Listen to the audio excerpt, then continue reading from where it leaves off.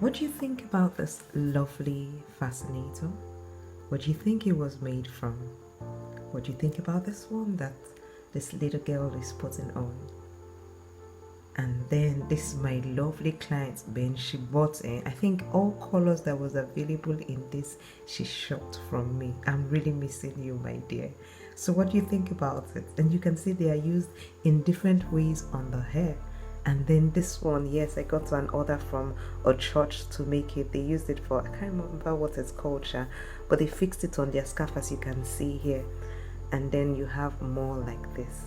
What do you think about it? If you like it, I have a tutorial coming up for you. It's just for this, and it's coming up this Monday, the 7th of August 2023, and it's going for only 200 naira, $1. Yeah, I made it just like a token, so you get a field of mat training. All right, and if you like it, do check the description below. You'll see the dventcraft Academy reception. Click on it and make a request for the pink headband. Actually, we just made this as a gift for someone's 2-year-old daughter. Do let me know whether you like it as a gift too. Probably you gift it to me.